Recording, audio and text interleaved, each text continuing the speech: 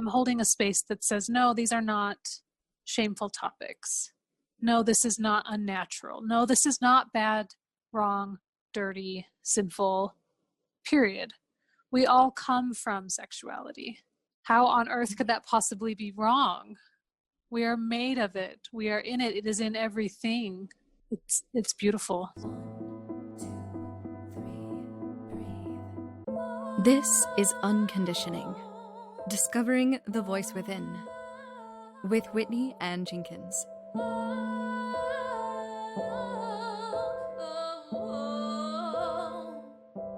Hello, and welcome to the third episode of Unconditioning, Discovering the Voice Within, where I bring on guests and we talk about the inner authentic voice and the challenges and the rewards that come from following it. And this week, we're going to talk about sex. I have with me Melissa Hite, and she is a sexual spiritual advisor. She's a great combination of someone who has a wealth of life experience and also the academic credentials to back it up. She's the founder of an education platform called Higher Sex Education, where she does one-on-one coaching with clients.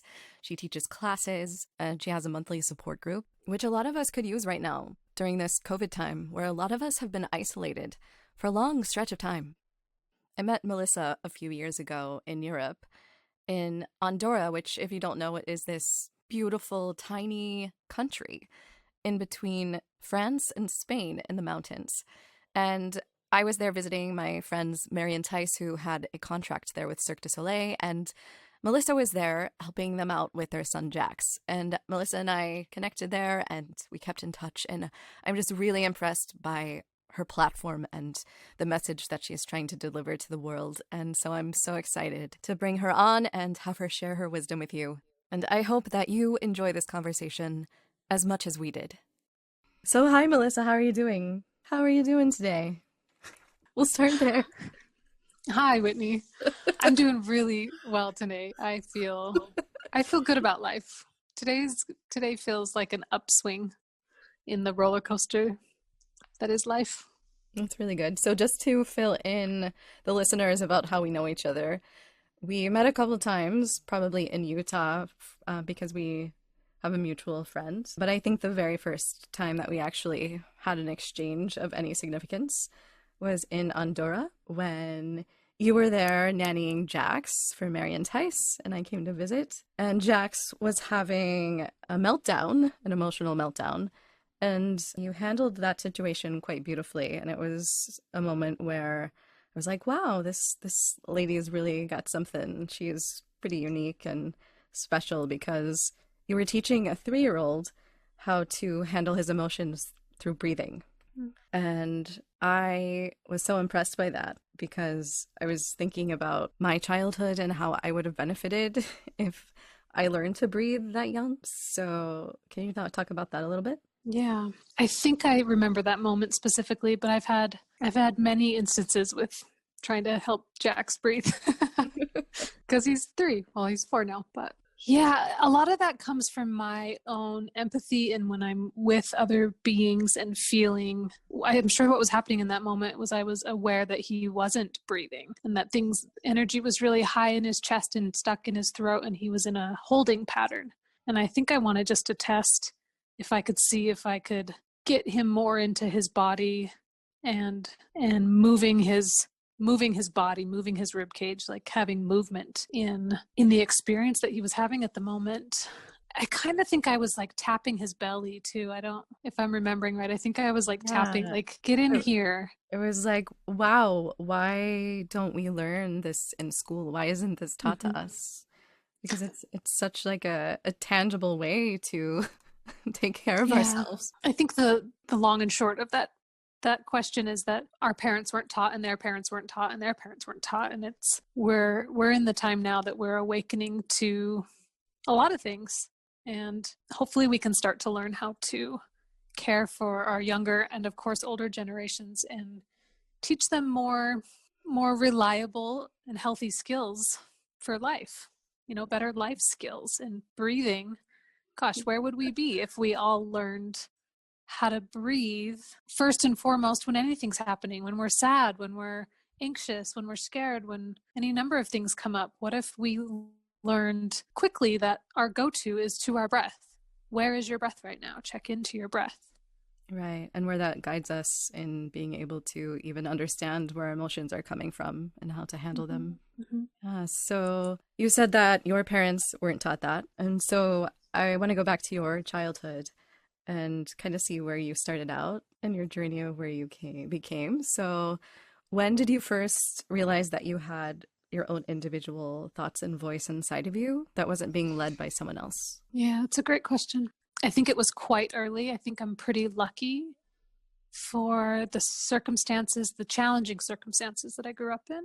I grew up in Mormonville, in a very, very dense Mormon population, and I wasn't religious, and everyone was following some other guidance. Everyone was following what they were told in some other way, in a more of a herd mentality, more following blindly what they're taught by a religious institution. And it always felt off to me. It never felt good to me. And so I just learned really early to follow the beat of my own drum and just do my own thing. I would say I was probably 5 when I realized, like, oh, okay, everyone else is doing that thing and that doesn't feel good. So I'm going to do my own thing, which was challenging and lonely. And I was ostracized a lot, and it had its difficulties, but it also taught me how to connect with myself, my own body, my own wants, my own desires, my own guidance, and be okay doing my own thing in the world and not worrying so much about what other people thought about it. Mm-hmm. Were you encouraged by your parents to do that, or did they prefer you to try to fit in with the other kids?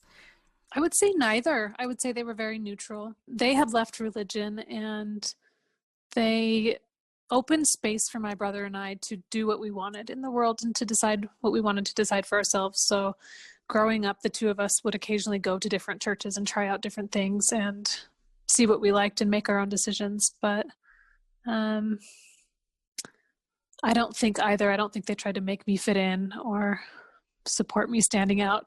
They were just neutral and supportive in whatever I wanted, I guess. Awesome. So when did you like really learn to breathe? Oh, I think I'm still learning. I don't know if I've learned that yet. When did I learn to breathe? Well, I was a gymnast growing up, so with athletics, and running and stuff like that, I learned breath there. Massage therapy school, I learned to slow myself down and be more aware of my breathing in my body.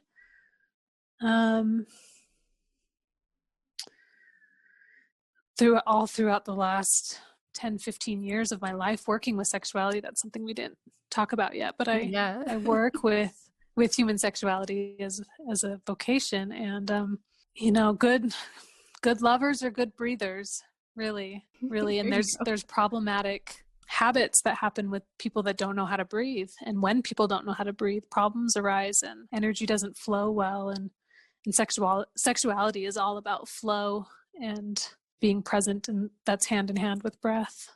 Totally. When did you start to connect those two things with the breath and the sexuality?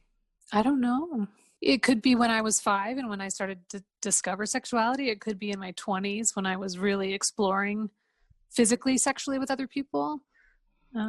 Again, I still think I'm still working on it. I do Wim Hof stuff now and do breath work with that now. And I still feel like I have such a long way to go. Yeah. With learning about breathing. I feel like we all do. Yeah. I know that I definitely do. So how did you enter into the field that you currently are, from massage therapy to where you are now leading higher sex education? Yeah, thank you. I've heard this from a lot of people in my field that this job chose them and we couldn't escape it if we tried. And I definitely resonate with that. I started studying sexuality at a very young age, again, with that Mormon upbringing. I wasn't Mormon, but everyone else around me was. I had a lot of questions. I was really an inquisitive kid, and they weren't answered. My questions weren't answered. And further, I would ask a totally normal, acceptable question for a 5 or 6-year-old to ask. And I was met with very uncomfortable, rigid, tense responses. And I didn't understand that. Like, that's a normal question to ask about the body. They were almost always about the body for me. Why does my body look like this, work like this? Why does theirs look like that? What is that part on the boys that I don't like? What is that? And no one would answer these questions. And somewhere in my little brain, I'm so grateful for this, somewhere in my little brain, I knew that my questions weren't wrong, but the people answering them had an issue. And I'm so glad I didn't internalize that as I was wrong or bad for asking such questions, but I didn't.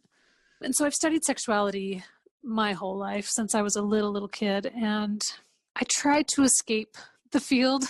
I tried to not do it consciously.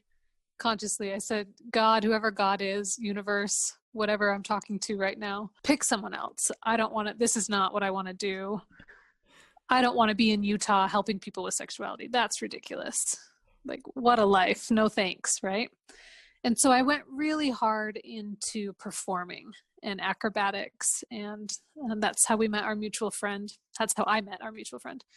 And I just very actively pushed this career, this calling, what I know I'm here to do. I pushed it to the side.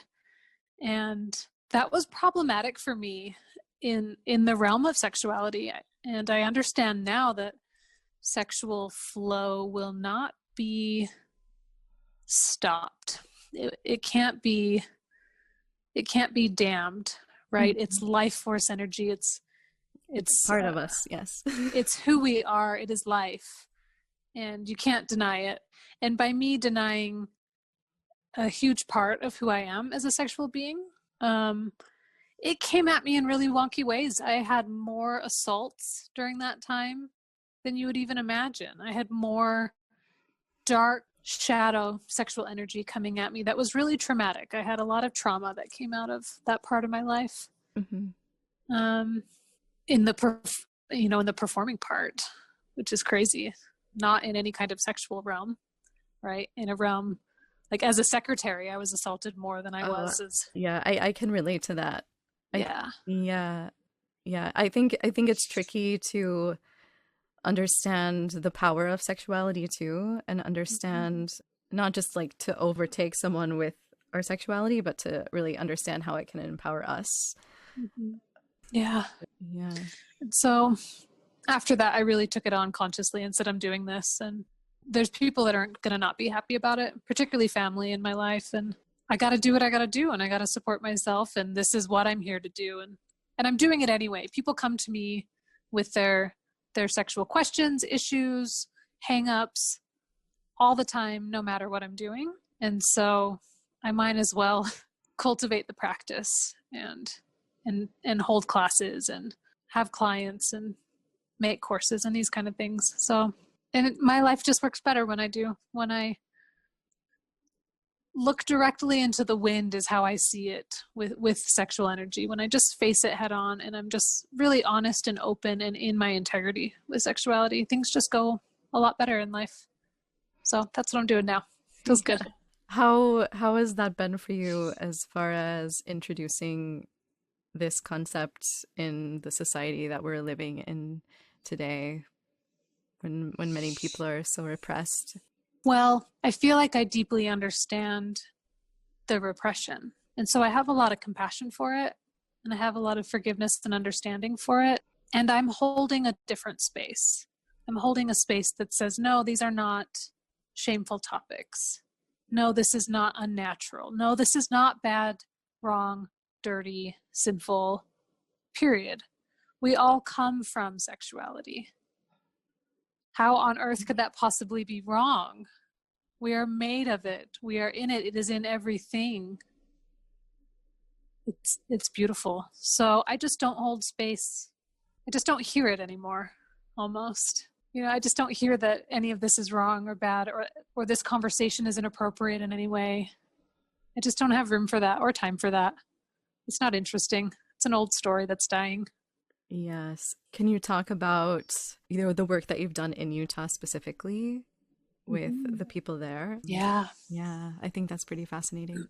Yeah. I continue to have ongoing one-on-one clients, and my number one clientele is what I refer to as religious recovery, is people coming out of religion that know that they don't know things, and they're ready to like go back and pick up the missing pieces, the developmental pieces that they should have learned at 3 about breathing, about at 5 about boundaries and autonomy with your body. There's all these things that we all needed to have learned growing up to develop into these healthy sexual beings, and we missed them. And that's okay. We don't need to blame anyone. We don't need to get mad about it, but it is our responsibility to go heal from it. So that's my number one-on-one clientele, mostly is that religious recovery. I spent 2.5 years hosting a weekly sex ed meetup called the Birds and the Bees. And that was extremely challenging and really fun. Every week I taught a class on, again, 2.5 years of it, it was on all sorts of things. It was on self-love and boundaries and different relationship dynamics and anatomy and physiology and pleasure. Pleasure is a very important piece of sex education that we kind of tense up around and get scared at, and pleasure is a necessary part of sex education, a holistic view of sex education. If we want it to be sex positive, we have to include pleasure conversations. So years of that was fantastic. And it must have been pretty rewarding. Yeah, and so challenging, just ridiculously challenging. Can you talk about maybe a little bit more about like sexuality as part of ourselves holistically and how it contributes to our voice, like the power that is within that? There's definitely a huge correlation with our sexuality and our voice, and most of the time there's definitely a huge disconnection with our sexuality and our voice. And it's almost physiological. It's almost like we can't speak about it, and when we're stuck and we're caught in our throats.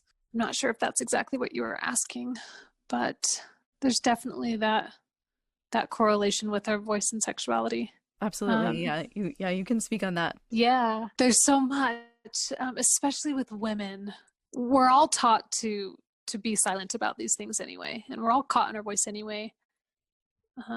But especially women, we're not taught to access, well, it goes back to religion. We're not taught to access our own inner wisdom.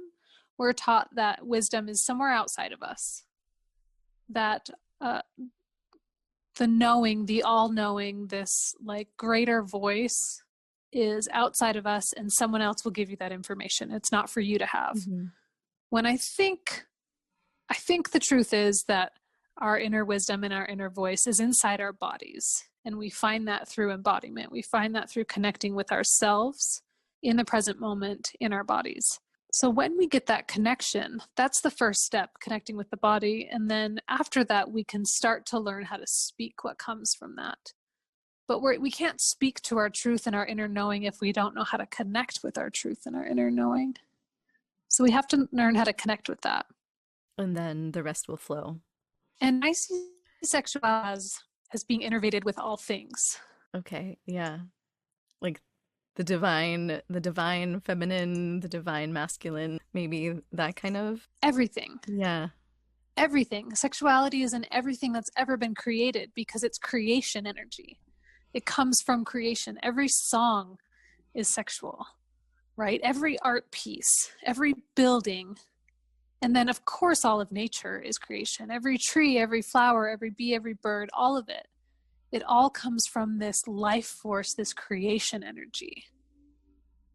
And when we try to stifle that within our own bodies, when we deny that power, when we deny that divine intelligence that's within our own bodies, it comes out wonky. It comes out distorted. I call it like a sexual distortion. When we try to suppress such things. And when people are connected with their life force, their sexuality, their creativity, their voice, their intuition, this whole channel that lines up within us, we feel that within other people. You know when you come across someone that's connected there. You feel that power. It's palpable. And when someone's not connected there, when they're shut off, when they're stifled, when they're trying to deny it, you kind of feel this like, something's uncomfortable there. Something's a little bit off there. Yes. Maybe you can't quite put your fingers on it, but you know when someone's in touch with that. You know when someone's aligned with their sexual energy and their power. So what advice would you give someone who is having trouble connecting with that power, that voice within themselves, in order to be able to embody their whole self? Yeah, it's a great question. And I don't think there's any one size fits all answer, because it somewhat depends on how you got there. It somewhat depends on what's stuck, what story's in the way, what belief system is in the way. But it's always in the body.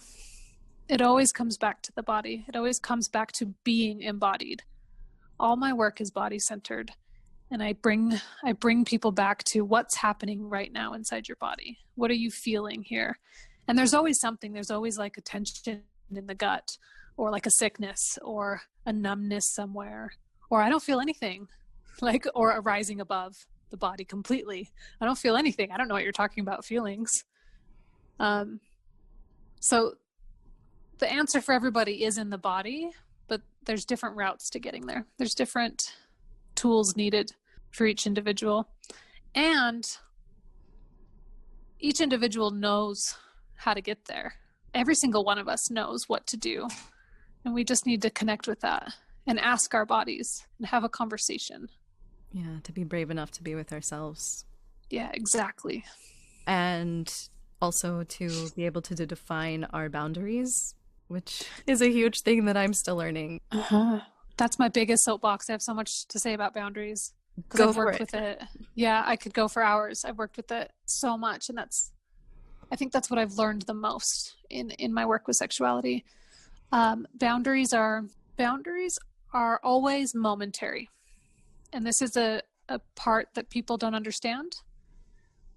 That your boundaries change in every given moment, and the information necessary to access your boundaries comes from the body, comes from feelings, and it comes in the moment, in this moment. It doesn't come in another moment. If it's coming in another moment, then your head is creating that boundary. Your mind is, can definitely be useful. You can definitely set yourself up for a boundary in the future of make sure you don't do A, B, and C because whatever reason. So that's a possibility, but your boundary is your personal truth, and your personal truth changes in every moment. So a boundary could be something as simple as, I like the color yellow. And that doesn't sound like a boundary, but it's something that defines me in this moment. Mm-hmm. In the next moment, maybe I don't like the color yellow. The basic boundary work, at the very, very base boundary work that I do with people is asking you right now, Whitney, are you thirsty? Would you like a drink of water? What does your body say? Yes, I would actually. Yeah. Yeah. And starting that simple and sticking with that every day. So that's step one. Would you like a glass of water? And you said yes. Your body said yes. How did you know? Cues from my body. My tongue is like, I need some water. So I'm going to go back, but real quick. Step 2 is to honor that. So if you'd like to take a drink of water right now, I would. It's okay. I would suggest you do so, because what that does is build self-trust. This builds trust with your body. Mm-hmm. Knowing what your boundary is, number 2. Number 1, knowing your boundary. Number 2, honoring your boundary. The more we do this, the more we build self-trust. Trust is about understanding and knowing something. Trust doesn't just come. Trust doesn't just happen. And when we know and understand and trust ourselves and our bodies and our inner voices, that builds a bond with the self. That builds a relationship with the self that is strong, that is solid, that is beautiful, that is sustainable. Right? Right. So really we have to be able to trust ourselves before we're able to even begin to put trust in someone else. Absolutely. Yeah. Because if we don't trust ourselves first and only put trust in someone else, and putting that in quotes, if we only put trust in someone else, if that ever wavers, we lose ourselves completely. In fact, we've already lost ourselves if we put it into someone else and we don't have that solid practice with ourselves of knowing ourselves. Mm-hmm. So yeah, this definitely speaks to like our inner authentic voice too, and being able to connect with that and staying true with that at all times. Totally. Yeah. It's absolutely necessary for a healthy life. It really is. Connecting with that inner voice, knowing that inner voice, trusting it, listening to it first. Right. Some people don't realize that they have one. They don't realize that they have an inner voice. So how would you, through your healing and your teaching that you do, how would you help them access that? Thank you. Thank you for that question, because I do forget such things. And of course, that's a possibility that someone will listen to this and be like, what on earth are those crazy ladies talking about? Right. And this is just natural for me and every day for me. So I really appreciate you bringing that in, that we're all at different levels of awareness. Right. And we're all on different paths. Right. And yes, you're right. Some people are not even aware that they have an inner voice. With them, I start with that basic question of, are you thirsty? And getting signals. Most people don't know whether they want a drink of water or not, let alone do I want to have sex with this person or not. We got to know right? Isn't that scary? That's a lot. Yeah. Yeah. Most of us don't have access to that answer of would I like a drink of water or not. So I start with that foundational stuff, foundational kind of questions like that are really basic, really simple, because it's how we practice. The little things build, practicing these little things, asking yourself all the time, do I want a glass of water? And listen to your body. Your body will give you yeses or nos. The yeses are often expansive and enlivening. And I feel everyone has their own feelings. So I'm just telling you what my body communicates to me. My yeses feel broadening, expansive, almost like effervescent, like a bubbling through my chest and my face. This is what a yes is for my body often.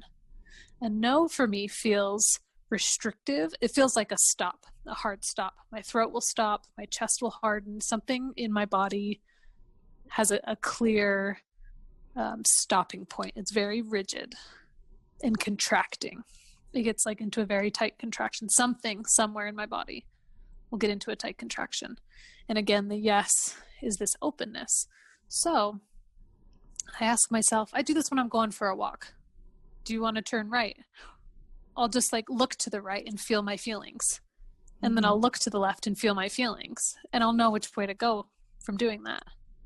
So I practice in all of these basic moments and just allow it to happen and allow myself to build this conversation with my body. Yeah, allowing yourself to make decisions rather than having someone else make them for you. Right. Yeah.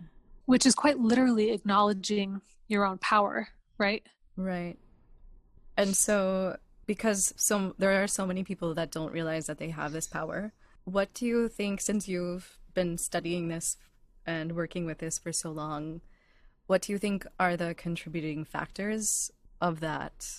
Of the disconnection? Yeah, of the disconnection. Just in our society, in this country, you've traveled a lot, so you can probably speak to other countries and how we are in comparison. Absolutely, yeah. I think huge factors in the disconnection are the fast-paced life, the busy, go, do. Because what that is doing is putting something else ahead of our body's needs, putting goals, money, productivity, status quo, social status in front of our personal truth. One of the things I love about Europe is there's so much more honoring of the personal truth than in the United States. It's way more commonplace to have a business just close down because they have something else to do, or because they're tired, or because they don't feel good. You don't see that in America. In America, it's like, damn it, you get to work. I don't care how you feel. And it's horrible and repulsive to me. The busy is so incredibly repulsive to me. I'm not impressed. Yeah.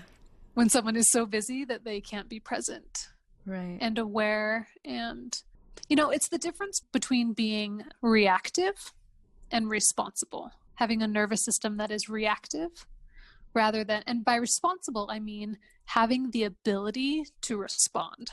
When you're present, when you're slowed down enough, when you're here and something comes to you, something comes in front of you, a question, an opportunity, whatever it may be, having the ability to respond, to check into your body, to know what feels best, to know your truth, and to act upon that rather than being reactive is night and day. It is night and day with how you live your life. Right. So reacting not from fear, basically, is another way of saying that. Yeah. Yeah.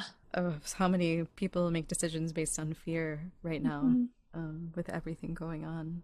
During these crazy COVID times, there are a lot of people who are isolated and probably feeling very lonely and not being able to explore their sexuality in ways that they would want to. What advice do you have for that?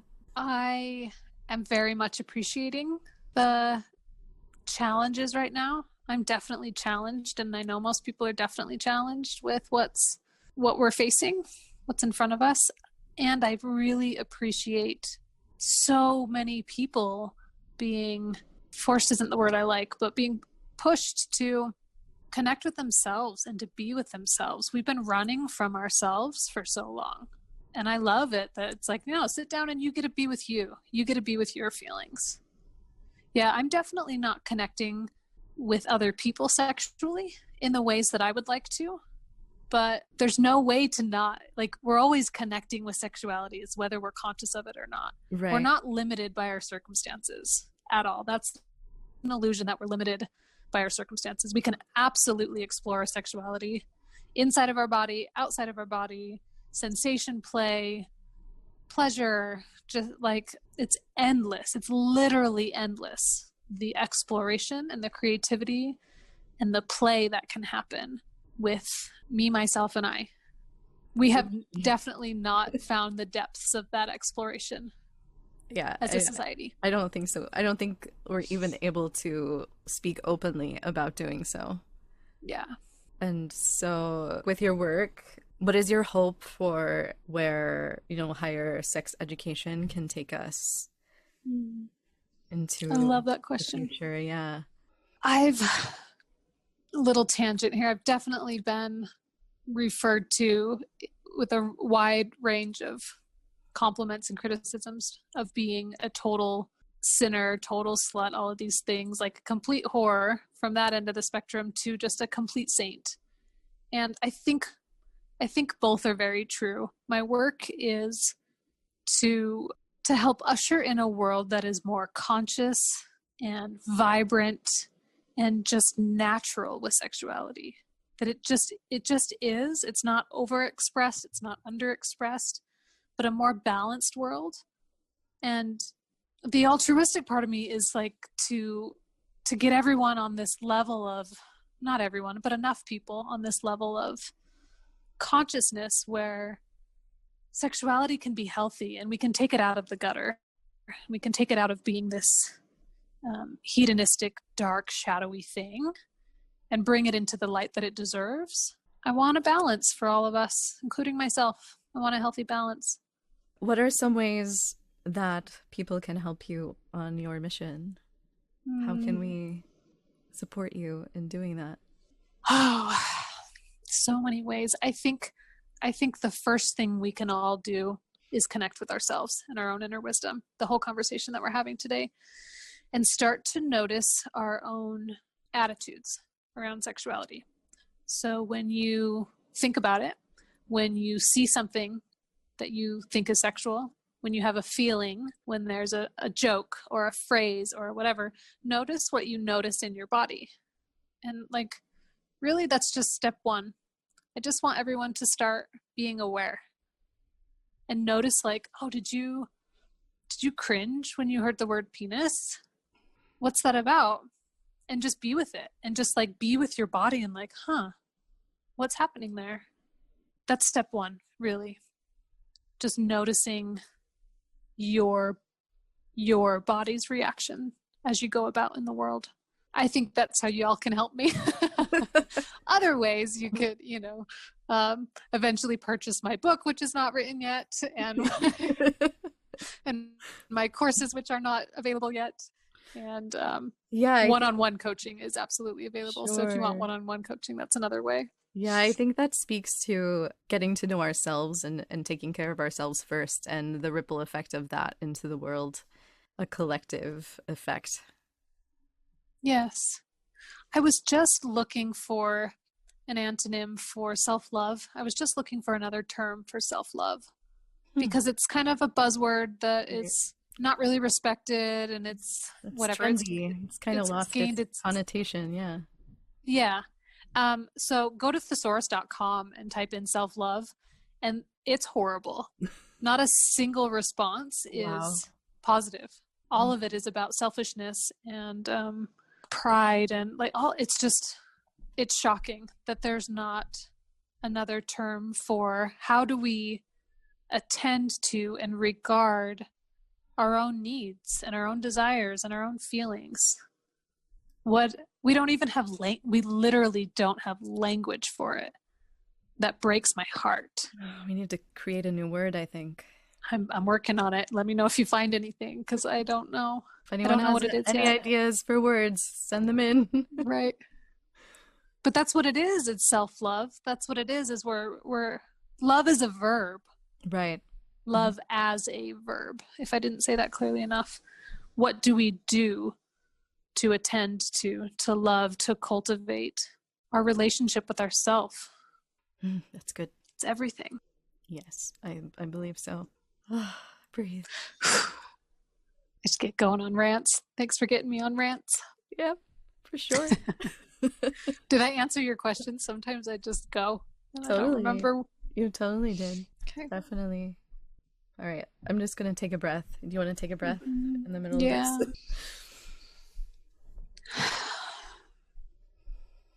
How are you feeling?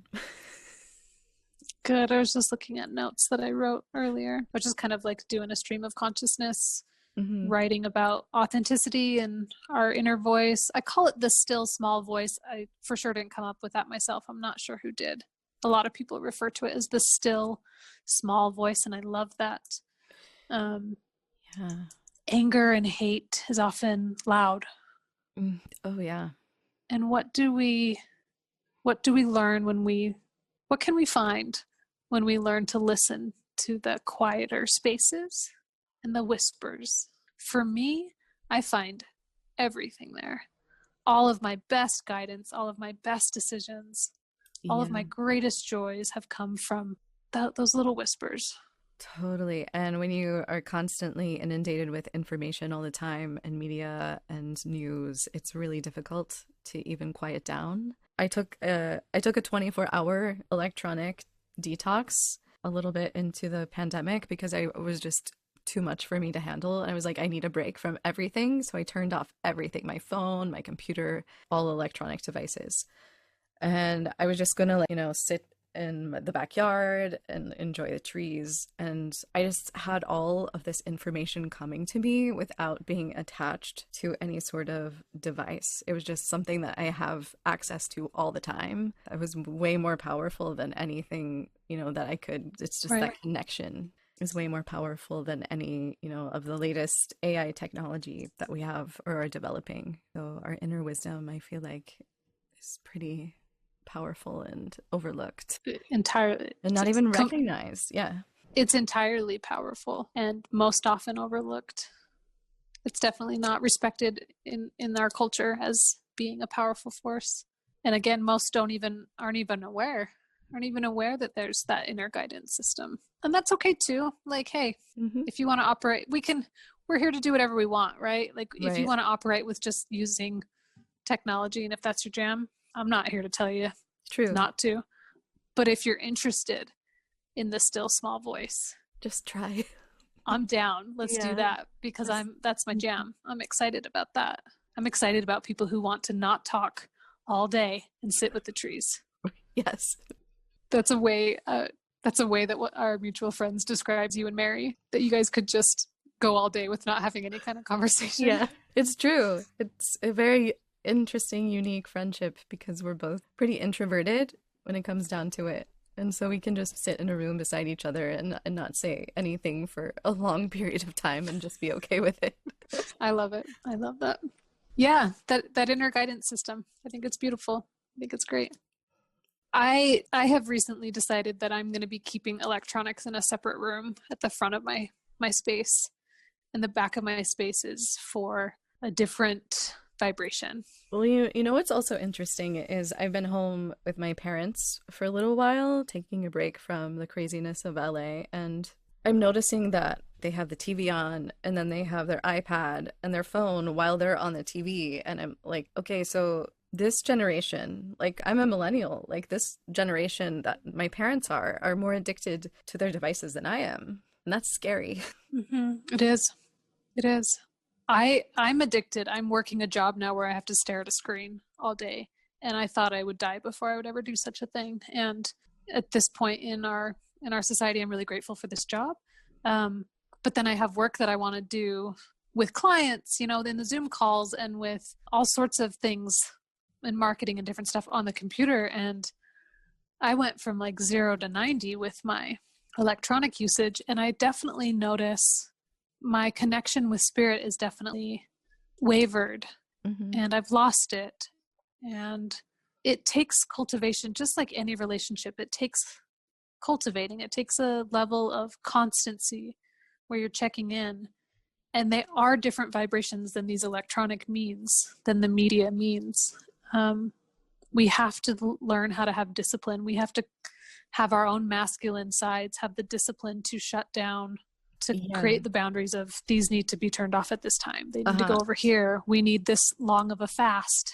And it's not even so, like, a lot of people meditate on their devices now. They use like Headspace or Calm or all those meditation apps. And I think a lot of people think, okay, I'll meditate for these like 5 to 20 minutes every morning and I'm good for the day and they'll just forget about it. But I think it's important to keep in mind every moment to tune in. Like, you have to constantly check in with yourself to tune in. And that comes from practice. That's, you know, you got to train yourself. Totally. But it's worth it. That training is worth it. That makes you a ninja. That gives you superpowers. Yeah, I'm learning that. I'm learning. I'm not joking. I'm laughing and not joking. No, it does give you, it gives you a solid, grounded center that no matter what comes your way, like, you're able to go back to that. And cultivating that level of presence gives you more, you're able to perceive more information in any and every given moment. You're able to be more aware of what's going on around you, how you react to it, how other people are reacting to it, and that gives you more choice. If you're aware, like, oh, I'm freaking out because A, B, and C, or whatever, that gives you choice. Now that I'm aware that I'm freaking out in this social setting, say, then I can choose to change my breath and calm myself down, or go outside for a minute and walk around, or to ignore it completely and get more anxious and stick my foot in my mouth and like mess it up with that business deal or that whatever potential dating partner, whatever it may be. Right. Yeah.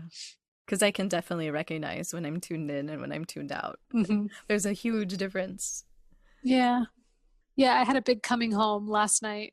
I was completely tuned out for my work day yesterday and just stressed and just wasn't present.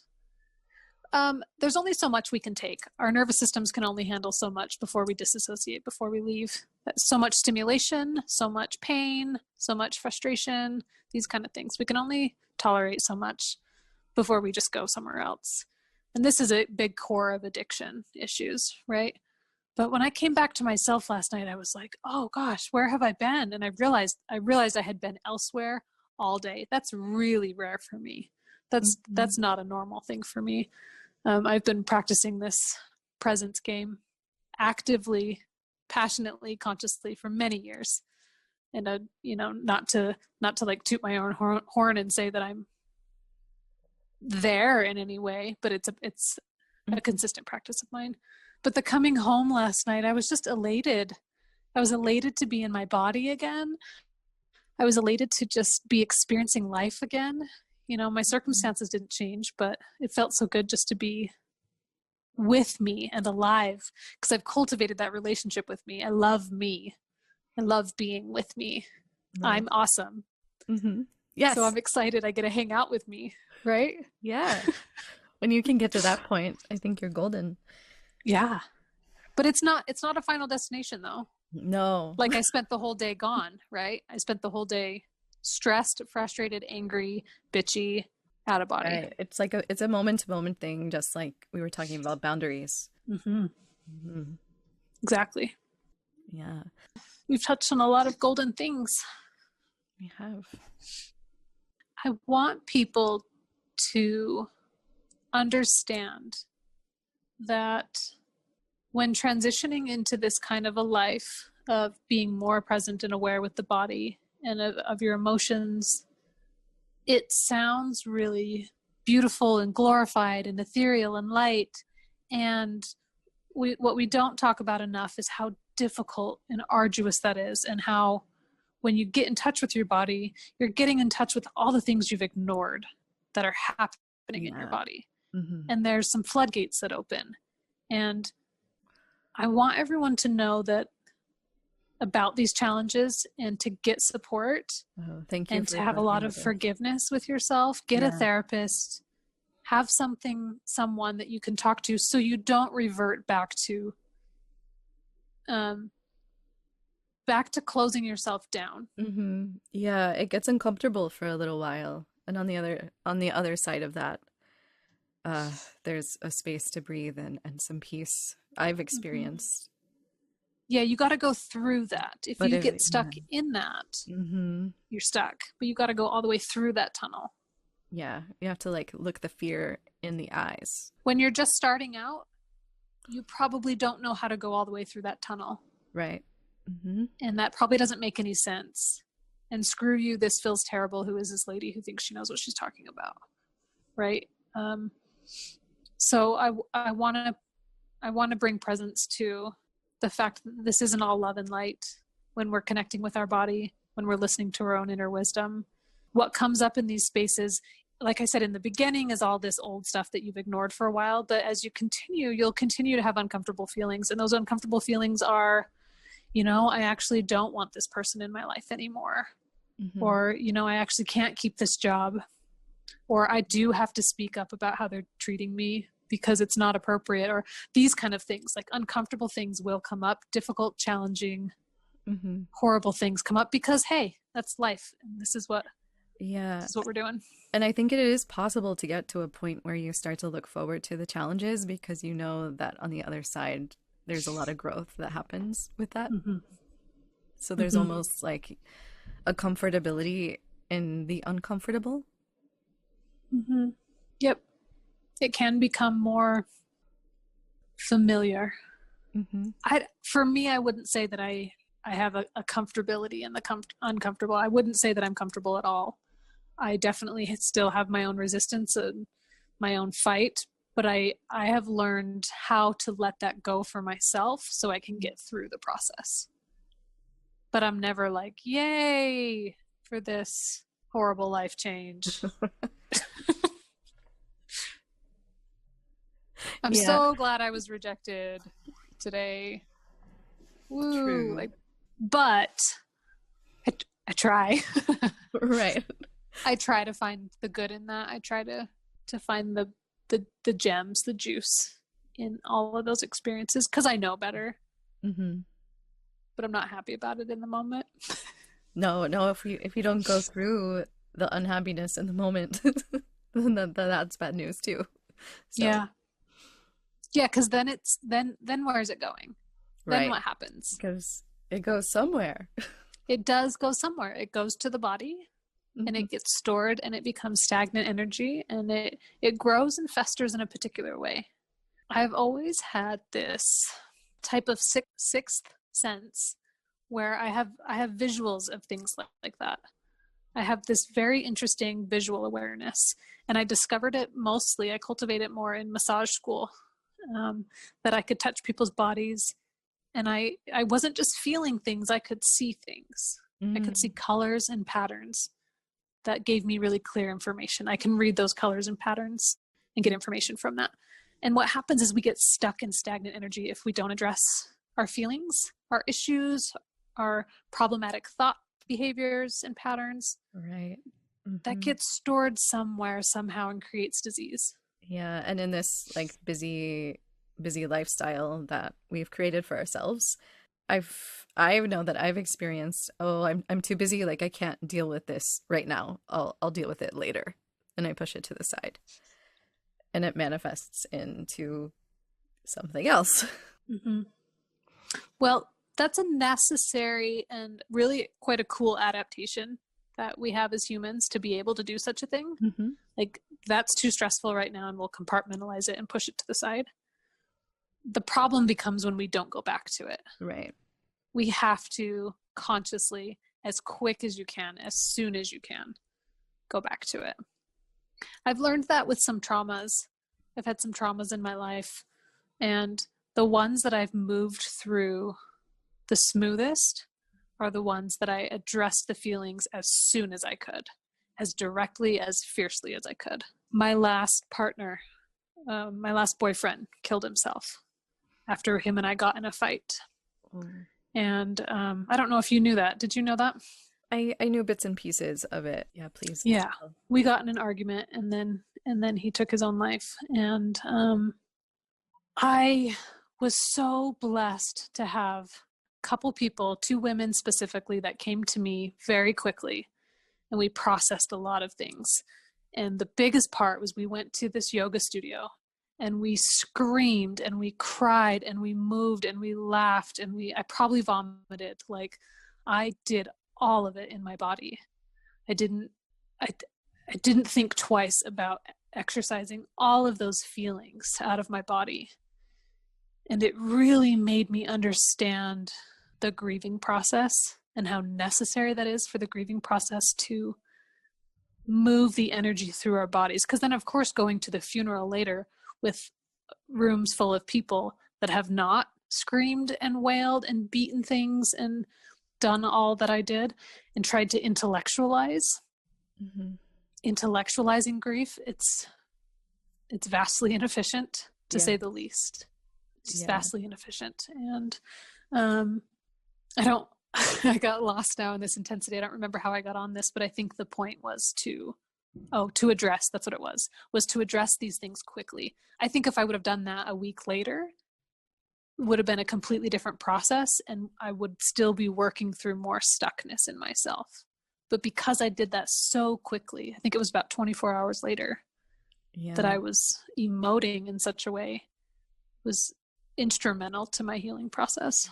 I think that goes to show just how much work that you've done to get to the point to be able to do that. Yeah, I had to. I wouldn't have been okay if I didn't do that.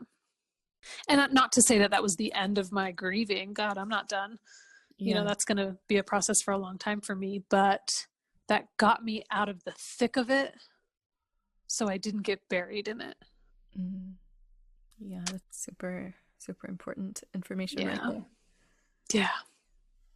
Thank you for sharing that. The compartmentalizing was necessary, right? Putting things to the side was necessary. So, you know, I'm not in a coffee shop or whatever and screaming and wailing. Like, putting things to the side is a good adaptation for humans. And we must go back to readdress those traumas, to readdress not even the traumas, to readdress the energy that we didn't address in the moment. And to be able to fully breathe, I feel like. Yeah. And you know what's required to readdress these things? Time and space. Which this crazy COVID time is providing us. So it's been a big gift in a lot of ways. Yeah, but if you live your life on a busy, full schedule, you're never going to have time to go back and look at and reflect upon things you need to reflect upon. Yeah. It's necessary. Definitely. Yeah. What if we scheduled that into our days and our weeks? Process time or reflection time. Oh, that would be amazing. I'm going to start doing that. We need to come up with a term for that and market it right away. Right away. Make a business out of it. Profit off this immediately. Yeah, like just reflection time. And I see myself having, because I love lists, I see myself having a list of things that I need to reflect upon. Okay, like conversation you had with mother, injustice you had with that business transaction. You're not a Virgo, are you? Maybe. I love lists. Do you love lists? Lists are pretty good. I like them. They're pretty great. Let's have a whole podcast on lists. How great lists are. And organizing. I would like that. Except we'll talk about that another time. Totally. But how great is that idea of setting the boundary, setting the container for reflective time? I think that's genius. I think, yes. I don't know why that's not a thing. It is now. And so it is. Good stuff. Good stuff here, guys. That's really not hard. No, it's not. Today from 7 to 8 p.m., I'm having reflective time, and I'm going to sit down and look at the things that I've avoided looking at. Wow, that's big. And see what comes out of that. I'm such a geek. That sounds so exciting for me. Is that just me? No, it is kind of what I was saying earlier about like being excited for the challenges that come up, because it's a way to learn new things. Yeah. The growth mindset. So I wrap up the conversation with this question. If your inner voice had a billboard, what would it say to the world? Two things came to mind. They're both welcome. I think the number one thing is these 4 words. There is no other. There is no other. So if you're neglecting your relationship with yourself, if you're ignoring yourself, if you're telling yourself to shut up because you're busy, or stop, telling your body to stop hurting because you don't have time to deal with that, or whatever it may be, that's how you treat your loved ones. That reflects in your world. There's no other. We don't get to neglect ourselves and have thriving relationships. It's one of my favorite mantras. And of course it goes all ways. Of course it's right. You don't treat other people. Yeah. It's of course it's a multidimensional statement. Exactly. I like that one. Yeah. I'm going to write it down. There is no other. The second thing that came to my mind was let it all happen. That's a mantra of mine, of just allowing that surrender, that flow of just letting it happen. There's a divine intelligence. It's more savvy at getting your greatest desires met than you are. Right. And surrendering to that intelligence it's not an easy thing. It's not easy, but it's very rewarding when you do. It's not easy because we're trained for another way, but it's entirely easy because that's all it is ease. All you do is lay back in the water. It's true. Yes. It's entirely easy. Yes. It is, and it's easy for it to be easy once you allow it to be easy. Exactly. And it's okay if it's not easy for you sometimes. It is okay. Yeah. Because we're fighting the training and the programming. We're dismantling a certain programming right now. Yes. So it's okay if there's a struggle there sometimes, for sure. Right. It's all like a paradox, isn't it? It is. Unless you know, you don't know. Yeah. And if you know, then you don't know. And forgive yourself for not knowing what you didn't know when you didn't know it. That's okay. I love the conversations of self-compassion, and there's such a sweetness to it that I feel in my heart, and just want everyone to feel that too. It's this like big lover of mine. Can't we all just feel this love? Right now, I'm feeling it. I feel it too. I feel Yeah. it. I have hope for the rest. And I think that we can only be a shining, guiding light as we feel it ourselves. Today is the day, Whitney.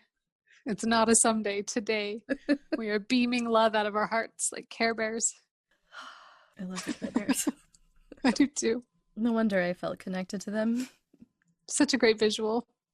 All right. So if people would like to find you in the world of the internet. I was going to say the virtual world. Yeah. That's fine.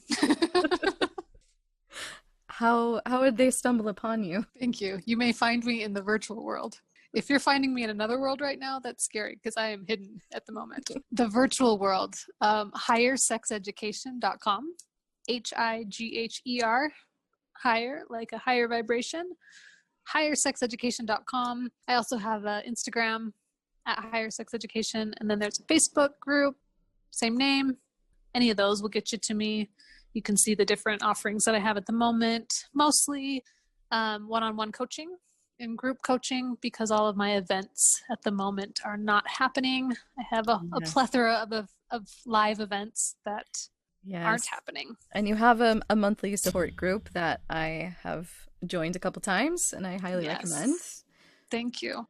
Group support, group learning is a whole different kind of learning and I love it. That's a fun group. First Wednesday of every month I do that. Information can be found on my website. You can contact me via the website. There's good blog posts and different things on there, good resources on there, and it's continuing to grow. So check in. It will grow. Thank you. I have a good feeling about it. It's happening. Yep, it is. Thank you so much for joining me on this conversation. I feel like it was really fun and good. There's a lot of good stuff in there. Yes. Thank you so much. This was beautiful. I really appreciated this talk. Thank you so much for joining me. We'll see you next time. And until then, stay tuned in to you.